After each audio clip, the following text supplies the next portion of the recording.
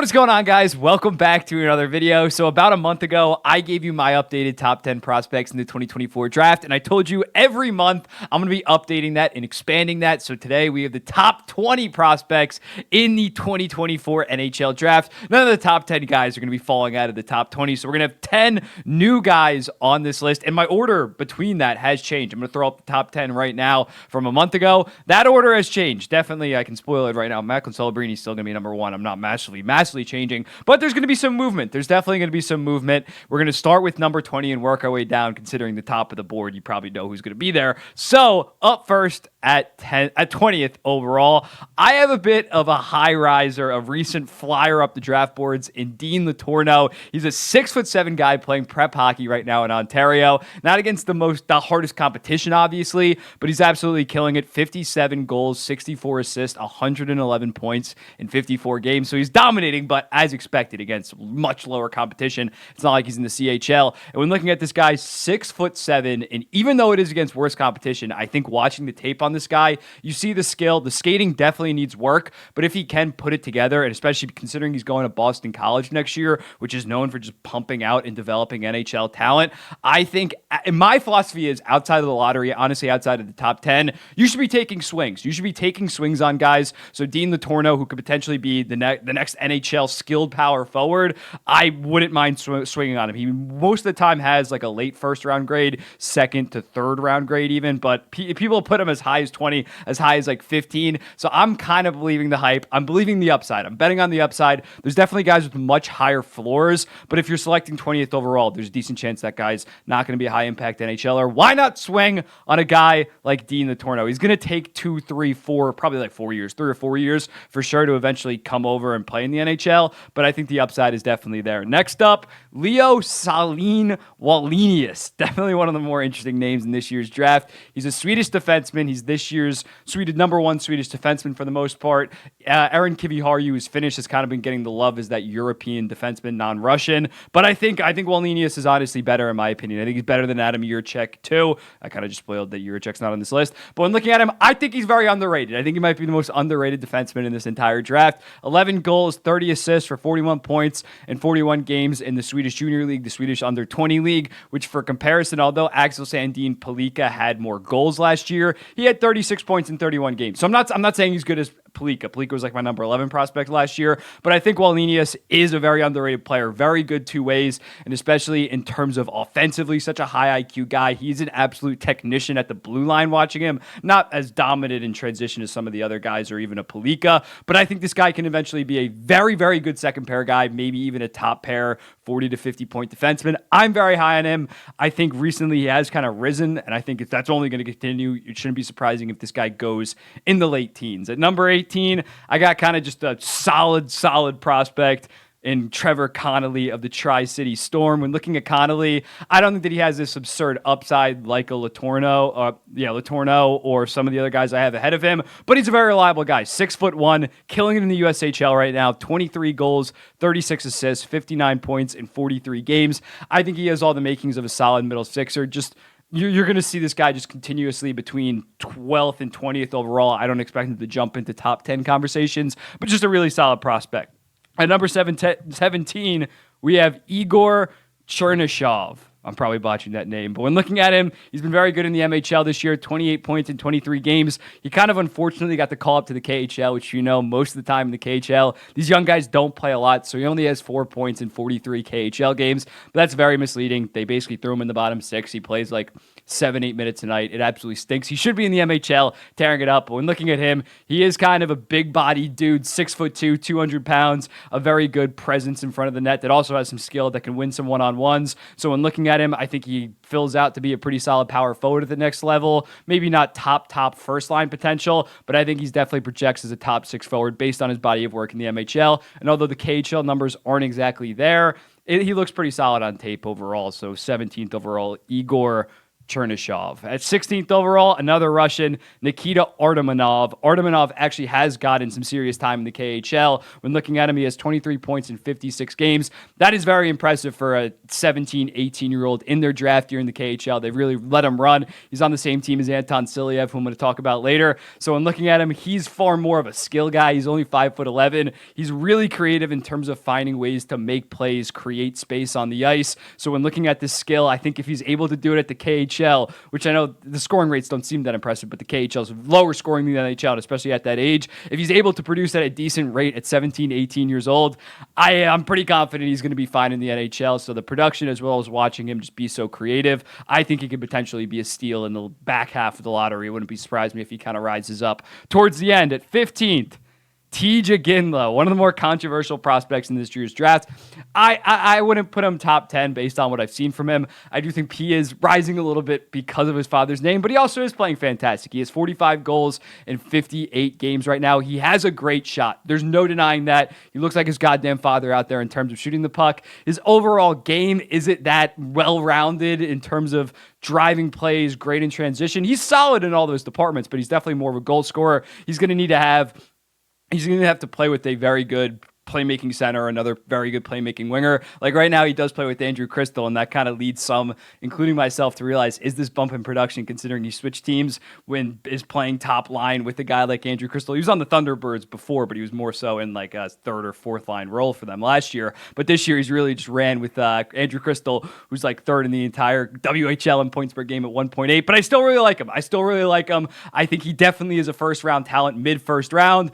I could see a team biting on him in the top 10. I personally wouldn't, but it wouldn't be surprised. He's a late bloomer, but it also is like maybe he's just finally growing into his body and considering his dad, considering the genetics, you definitely give him the benefit of the doubt for taking a little bit longer to develop. A good prospect, no doubt. Michael Brandseg, knee guard. In terms of this, I'm not as high as him as others. He looked very good at the World Juniors. He's playing right now in the SHL second tier league, basically their AHL, because he was so good at the U20 stage. He had 12 points in 7 games. He has 18 points in 41 games. Just a solid overall winger. Basically does everything at an above average to good level. Nothing really that special that really wows me. That's kind of why he's not in this top 14. But overall, just a very solid player. I think he will eventually be a good second line winger for the most part, maybe low end first line. 13th, Yakimchuk. We got Yakimchuk here of the Calgary Hitmen. He's a big-bodied, goal-scoring defenseman, 26 goals, 37 assists for 63 points in 61 games. I don't think that he's in the top tier of defensemen, but I do think he's a very reliable two-way guy that can either be a high-end second-pair guy or maybe that top-pair two-way, maybe not power play 1, but power play 2, 40 to 45 points. Again, not top-end defenseman like I'm going to talk about later, but just a really responsible two-way guy that I think is going to be a solid NHLer and is definitely... He's kind of in a weird spot because he's not in that top tier, but I do think he is ahead of Wallenius, Juracek, and Kiviharju. So when looking at it, he's kind of a tweener right now. I expect him to go somewhere between 11th to 16th overall. Still a very solid prospect. At 12, Liam Greentree. Liam Greentree, a very interesting prospect. Great production right now, 6'3", skilled forward, 33 goals, 51 assists, 81 points in 55 games. I believe that leads all draft-eligible OHLers in terms of goals and assists. OHL isn't as good as in prior years this year in terms of like overall prospects, but still, he's been great. The one thing with him that is pretty scary is he's not that good of a skater at 6'3". You do expect him to be a bit of a better skater. He doesn't have that good of acceleration, especially exiting the zone. There's a bunch of clips of him defenseman just being on him almost instantaneously that when I was watching him, it was very disappointing to see that. But he does kind of remind me of a Quinn and Musty in the sense that the skating isn't that good, but the production and skill is so evident that I think I would take him with a lottery pick considering he just puts up points. He just produces at a high level. We've seen Quinn and Musty take that next step. So although I'm not sure he's ever going to be an NHL star because he's not that good of a skater, I think his skating will continue to improve and he could end up being a solid 60 to 70 point first liner at the next level. I'm still pretty high on him. Next up, Zeev Boyum. Zeev Boyum, really weird one because the production would suggest that he should be like a top 5 pick considering he has 43 points in 34 games at the college level, which is like the highest ever by draft eligible defenseman in college hockey. I do think that it is in part because he's on a very good Denver team that has guys like Massimo Rizzo and Jack Devine. Still very good offensively. I do have some question marks about his defensive game. His skating is solid, but I wouldn't say it's as good as some of the guys that I'm going to name later. I think he can end up being a legit number one. I think he can be a legit number one power play guy, an overall total package two-way beast. I'm not so confident about. Definitely worth a lottery pick because of those offensive tools, but I am a little bit lower than maybe the stats would suggest when it comes to Zeev Boyum. At number 10, another defenseman, Anton Silyev, 6'7" Russian defenseman. You probably heard about him. For his size, he's actually a very, very good skater. I consider, 6'7", goddamn, looks like Zdeno Chara 2.0 out there skating. His overall game, I think people kind of fell in love with him because he had such a fantastic start in the KHL this year. He had 6 points in his first 8 games. People were like, he's going to shatter every goddamn record for a KHL draft-eligible defenseman. He's had 5 points in the next 55 games, which, again, the fact that he's playing in the KHL full-time, fantastic. Dmitry Simashev barely played any games in the KHL last year, and he ended up going 6th overall, although that was kind of a reach. So I'm still very high in Silyev. I still do think that he's a bit of a project, and early on when people are saying like he could jump over right away, he's definitely going to need some time in terms of developing in the KHL, but given that size, I wouldn't blame a team for taking him 6th, 5th, 4th overall if they think that they can develop him. I'm just still a little bit hesitant on his overall package, and I like some of the defensemen more than him. Speaking of that, another defenseman at number 9, Sam Dickinson. He wasn't in my last top 10, but after seeing him a little bit and just his numbers have honestly been very good, especially of late. I think that Sam Dickinson is he has a high ceiling, not as high a ceiling as Silyev, but I think he has a much, much higher floor in terms of that. When looking at him right now for the London Knights, he probably should have more points, but considering Oliver Bonk, the first-round pick last year, is on the same goddamn team as him, he only has 68 points in 66 games, which is still great, but like if Bonk wasn't there and he was getting all the looks on the power play, all the looks at even strength, you'd probably have 75, 80 points for the most part, but I think that he's a very reliable two-way guy. Maybe not the most complete defenseman. I'm going to get to him later. But in terms of a two-way guy, he's probably the second best defenseman in this draft. So when looking at, I think that he can be that number one. When Boyum, I said he could probably just be an offensive power play kind of top pairing guy. I think Sam Dickinson has all the makings of maybe not being a Norris winner because he doesn't have that high offensive ceiling. But it wouldn't shock me if he's a top 10 to 20 defenseman in his prime. I think drafting him is getting potentially your future franchise number one defenseman. At number 8, Cole Yzerman, he continues to fall. And I'll say it again, with Cole Yzerman, I think if you have a legit first-line center, future franchise center, I wouldn't hate taking him top 5. Not 2nd, not 3rd, but 4th or 5th. If you have that franchise playmaking center, Cole Yzerman can slot in and play with him and give you 40 goals, most likely 45, maybe even 50 if he's fully unlocked. His shot is that good. His shot is near generational. 66 goals in 61 games for the U.S. developmental program this year, but the skating is not very impressive. He doesn't really drive his own line. He's not that good of a playmaker. He's going to need that elite number one center or a very, very good playmaking wing with him in order to fully be a lock. So if you're just starting out a rebuild, I would probably take some of the forwards I have ahead of him. But if you're the Chicago Blackhawks, Columbus Blue Jackets, Anaheim Ducks, I would understand taking a shot on Cole Yzerman pretty high because he has he has that one trait. He might have the best singular trait in this entire draft. No shit. Goaltending's the most important thing in the goddamn NHL. So when looking at that as an overall prospect, I don't love him, but for team fit, I could see you having him top 5 on your draft board, and it makes sense. Next up, number 7, a guy that I was very high on 2 to 3 months ago, but has kind of fallen a little bit. He's really fallen off in the mainstream. I still really like him, is Konsta. He's kind of falling because he's this undersized guy a little bit. He's 5'11". He doesn't have this explosive offensive potential like some of the guys I'm going to name later, but I still think watching him, he's just such an ideal, very, very good second-line center, low-end first-line center in terms of a two-way guy. You look at the Finnish centers that have came out in recent years that are just great both ways. I think he has the makings of this. He just passed Patrick Laine for Liga points in their draft year. He had 36 and 50 against grown men this season. I think that he has one of the highest floors in this entire draft. Yes, there are more guys with upside. That is why I kind of bumped them down a little bit, but I still think Kalinius is one of the better prospects in this entire draft. I think he might have the 3rd or 4th highest floor in this entire draft. I still speak very highly of him, but I have had him slip a little bit just because I don't see the tools that can turn into a legit first line center on a playoff team, true contender. And if you're picking in the top 6, that's what you're looking for. That's what you're looking for. I think he probably is a 7th, 8th overall pick guy for the most part. But moving on to number 6, I have Caden Lindstrom. Caden Lindstrom, kind of the opposite of Helenius. He probably has a top 3 upside in this entire draft. When looking at him, 6'3" this year, 27 goals, 19 assists, 46 points. Unfortunately, got hurt. He played 32 games. Unfortunately, have gotten hurt, which leaves some question marks. That was this just a great start to the season? Considering last year he was solid, but he only had 42 points in 61 games. But when watching him, he has insane potential in the fact that he's that big. He's so skilled. He has an absolute rocket of a shot. So I wouldn't blame a team for selecting him 3rd, 4th overall. I think that he could potentially be an elite number 1 center, elite number 1 winger. Maybe he eventually switches over to wing.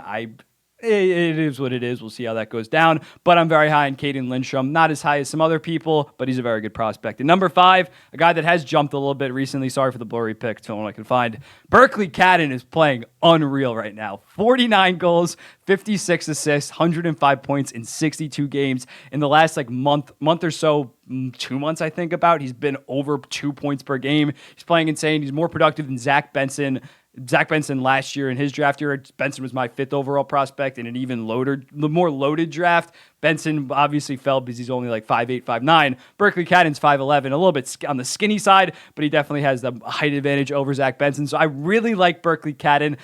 With his offensive skills, I can't see him being anything less than a 60-point guy, if I'm being honest. I think he has that's 60. Let's say 50 to 55. 60 point is still a very good player. But I can't see him not being a very good offensive second liner, if that makes sense. I've just been wowed. I've watched 2 of his games in the last 2 to 3 months, or 2 of his shifts. I don't watch the full fucking game. I'm not watching a full game of WHL, but some of his shifts breakdowns, and he just looks very good. He just does everything on the offensive side at a very high level. I would maybe have him a little bit higher if he's okay defensively, but nothing really special. Right now, Berkeley Cadden is my number 5 prospect. Number 4, I've always been high on Zane Perrick, but after watching some more of him, I am very high. I think he has Norris caliber potential considering that offensive upside. Defense definitely needs a little bit of work, but he's just such a good skater in terms of production this year. 31 goals, 56 assists, 87 points in 61 games. 31 goals in 61 games as a defenseman. That is absolutely insane. He's outscoring Michael Misa, who was expected to be the 1st overall pick or 2nd overall pick a couple months ago in the 2025 draft, and he's a goddamn center. He's outscoring by 10 or 15 right now. And in terms of comparing him to other OHL defensemen, Perrick is obviously worse defensively than these guys. I'm not trying to debate that, but just to show how insane it is, Aaron Ekblad, when he went 1st overall, had 53 points in 58 games in his draft year. Drew Doughty had 50 points in 58 games. Again, I'm not sure exactly on OHL scoring. Maybe it rose a little bit. But the fact Perrick has 87 and 61, he is insane right now, and the tape backs it up. He can generate so much offense as a defenseman. Silky smooth in the rush. Very good at the blue line. He just does everything at a very high level at the offensive thing and at the offensive side. And when looking at him, I think defensively, considering he is such a good skater, I think the defense is going to come, and especially in the OHL, he probably doesn't give a shit that much about the OHL because he can just outscore everybody, but he's so goddamn talented. I think the defensive game will come, especially with good coaching. I think you bet on his offensive upside and you take him in the top 5, and you're going to have your future franchise number 1 defenseman. I'm higher on than most, but I'll honestly back that opinion. And number 3, he's not my number 1 defenseman, though, as I still think Artem Leshinov is the best defenseman in this draft. Similarly to the guy that I'm going to have at number 1, I think he just does everything at a good to very good level. This year, Michigan State, he has 32 points in 34 games, which is tied for the lead on his entire goddamn team. He has 1 more goal, the same amount of assists as Isaac Howard, who was a 1st-round pick 2 years ago. He has walked in and just dominated college hockey, and unlike a Boyum, I think he is much better defensively. Just 6'2", very good skater, very active stick, high IQ guy.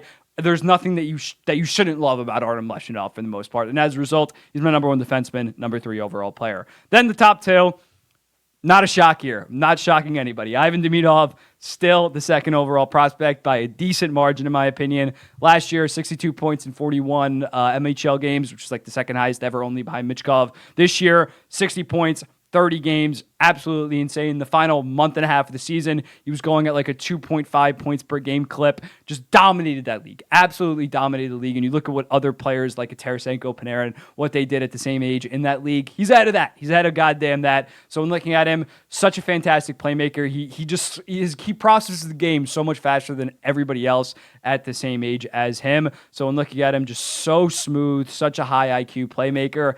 I cannot see him. Similar to a Cadden with his offensive skills, I think his ceiling is genuinely like 60 to 70 points, solid winger, and I think he has the potential to be a 100-ish point guy. I think he is that good. And then at number 1, Macklin Celebrini. Celebrini, not really a surprise. Most points by a 17-year-old in college hockey in like the last 40 years, when scoring was absolutely out of control. Considering Eichel and Fantilli, they were 18 years old. They had like October birthdays, Celebrities all the way back in June. In terms of NCAAs, first in points per game, second in goals with 27 in 32 games, second in points with 54 in 32 games. He is absolutely insane this year. He's probably going to win the Hobey Baker, in my opinion. I think he is the best player in college hockey this year. Just nuts. And again, like Aleshinov, everything, in my opinion, he doesn't have that one Yzerman kind of like shot trait, although his shot is fantastic, probably the second best in this entire draft. Just everything that he does is on an A- to A level. You watch him, he doesn't give a shit. He plays defense, he back checks hard, he does everything that you want in a player.